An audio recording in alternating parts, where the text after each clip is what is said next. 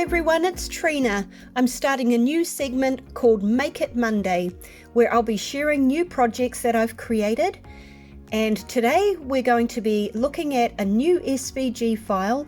I've cut it out on my Cricut, and I'm going to show you some cards that I've made using this new file. So let's get into it. So I'm going to try stamping a greeting and white heat embossing it. So I know that this is where my frame is going to be. I don't know if you can see that very well. So I want to stamp round about here, and I'm going to, actually I can leave that there. So I'm just going to gently ink up with my sticky embossing ink. Before I do that, I will just quickly use my anti-static. That'll probably make all the difference in the world. And so I can stamp my greeting.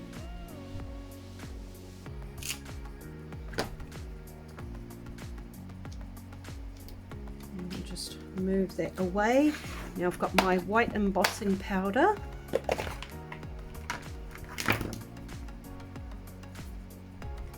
doesn't look very white, it's more of a creamy white, the one that I have here on hand. I've got my fan going because we're heading into summer. It's getting really hot here now. So I have to have my fan on so I don't faint. And now I will just heat emboss this just to get that powder melted. Okay, so that's all heated up. I'm going to do some ink blending. So I'll just grab a few things and come back to ink blend onto that. Okay, so I've got my Distress Oxide inks here. We've got Seedless Preserves, Mermaid Lagoon, Chipped Sapphire. In fact, I think I'm going to go this way when I'm blending. And so I want to just do a nice blend in the background. I know they're not perhaps the most Christmassy colours, but I love these colours and I'm just going to try them out. So I'm just inking up Mermaid Lagoon and just going to spread that around on my base piece. So I have a white piece which is about 4 1/4 by 5 1/2, so it should cover most of my card base, the front of it. Now I'm going to add some chipped sapphire,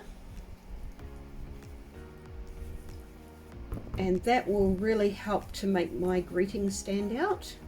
So you can see the white embossing is resisting the ink blending over the top. And I can bring the Mermaid Lagoon back in and smooth that transition between the two colours. And then I'm just going to bring a little bit of the Seedless Preserves in from the bottom, give it that nice purpley tinge here. I think I want to bring the chipped sapphire further down into that too. So it's not going to have a whole lot of a purple tinge unless I put some at the top. But of course with the Distress Oxides you can just keep working them back and forward until you get the colour scheme that you like. I think I'm going to leave the top nice and light with the blue, and that's probably enough blending. If I bring my white frame, now I've got ink on my fingers a little bit, but hopefully that will stand out really nice against my inked background. So I'm going to close up my inks.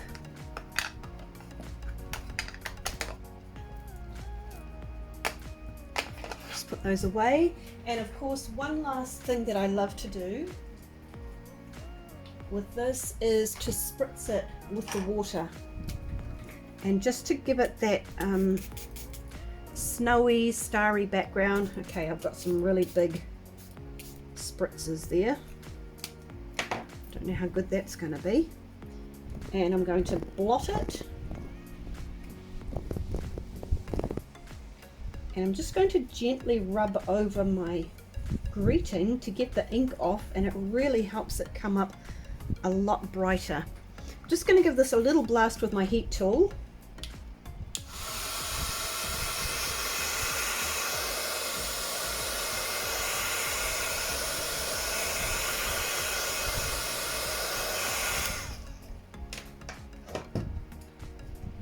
good. Sorry, it's blowing with the fan. Now I've also got this media gloss spray in the white, and I think I want to just use a little piece of card to try and lift that big splotch off. So I'll try again. Splattering. I haven't done this before, so hopefully it's going to work. I usually just spray, so I'm just tapping it to give us some sort of snowdrops. And I think that's enough. I've got a couple of big ones on there, so I'm going to try and blot those off a little bit. Hopefully it won't smear and make them yuck. And I'll use my heat tool again just to help set those.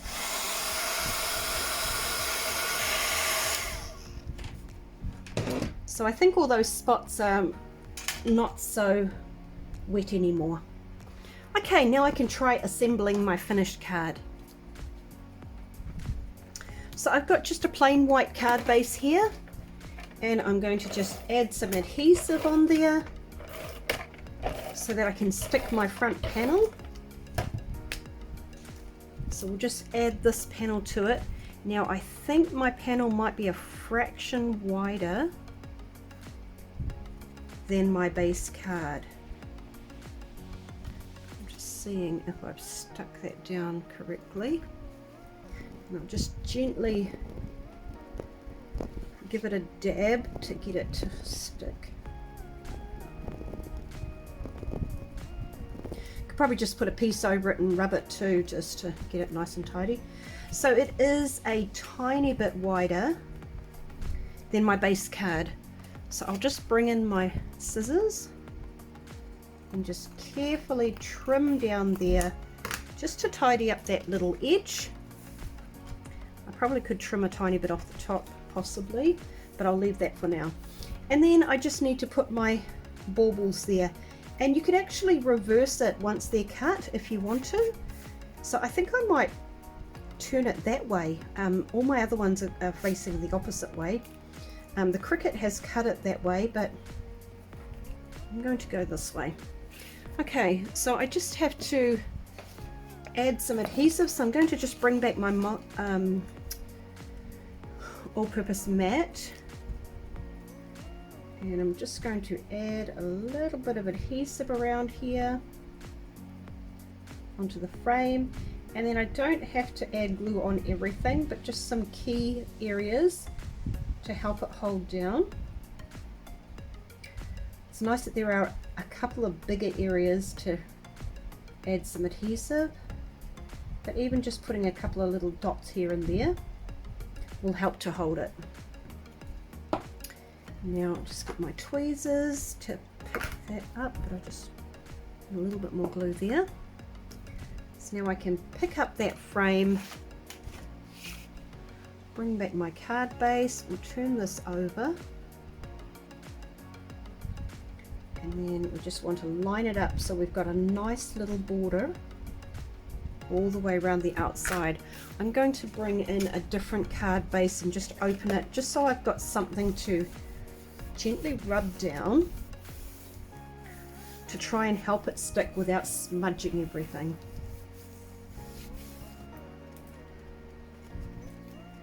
And that's helped stick it down nicely. Okay. Oh, I like that. I like the contrast. So perhaps the only other thing I might want to do is to get a clear shimmer brush and just paint over some of these, just to add a little bit of shine to the baubles. You could always do inlay on these as well. Another thing I like is that with the file, I've made it so that you can cut individual baubles, and you can actually pop some of them up on foam dots. I might actually try that, just to see what that would look like, just to give it dimension. But yeah, really happy with that. So here are the 3 cards that I've made using this cut file. So the first one was just sticking that file straight onto a card base, and then adding some glue and some glitter into some of the spaces, and I also glued the white snowflakes that I cut out of cardstock, just glued them on and then put glitter over the top of them as well. I know you can't see that glitter shining very well in the video. And then I've cut out of the gold and added the crossover ones on foam. And then this one has gold shimmer over the red. And I've got some gold embossing thread there to suspend that, and then all the glitter gems. And then of course we've just got the sponged background with the white, just a nice classic clean look.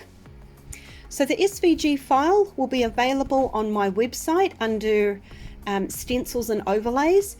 If you are already a subscriber, then you'll find it there in our digital library. If you haven't subscribed yet, it's only $10 a month and you get access to all my files. There's loads and loads of files, and I'm going to be adding more bauble cards. I've got slimline designs with baubles all the way around the frame, so I'll make some more of those and show examples. But there's lots more designs there available in our SVG cuts under stencils and overlays. You'll find this pattern here. So thank you so much for joining me on my new Make It Monday, and happy crafting.